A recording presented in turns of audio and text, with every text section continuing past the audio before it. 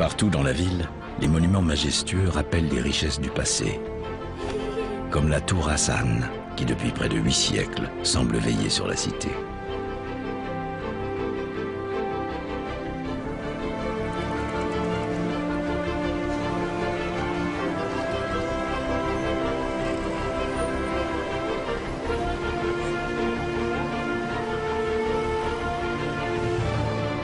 Au pied des imposantes murailles brunes de la nécropole de Cheila, magnifique édifice mérinide du XIVe siècle, le groupe Nas reprend l'un des classiques de la chanson traditionnelle marocaine qui évoque justement l'opposition entre les sœurs ennemies, Rabat et Salé.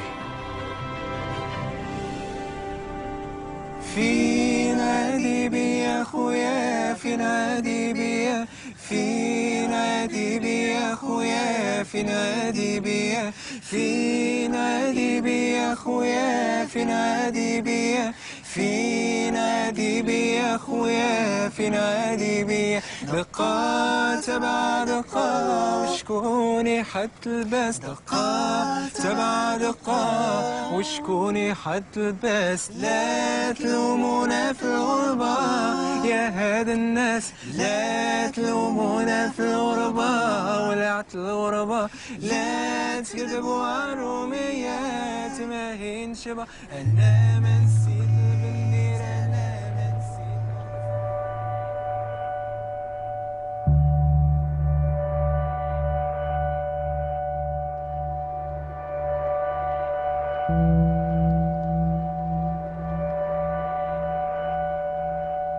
Le plus important site antique du Maroc, Volubilis, tient son nom d'une plante grimpante aux fleurs colorées présente en abondance sur le site au IIIe siècle avant Jésus-Christ. Les ruines de cette puissante cité romaine sont aujourd'hui classées au patrimoine mondial de l'UNESCO. Juste en face, surplombant toute la vallée, est accrochée sur un éperon rocheux la ville de Moulay Idriss, ainsi nommée en hommage au fondateur de la première dynastie arabe du Maroc qui repose en ces lieux. Mais la principale ville de la région, ceinturée par une muraille d'une 40aine de kilomètres, c'est Meknès. D'apparence tranquille et simple, elle conserve pourtant de nombreux monuments qui lui ont valu le surnom de ville aux 100 minarets.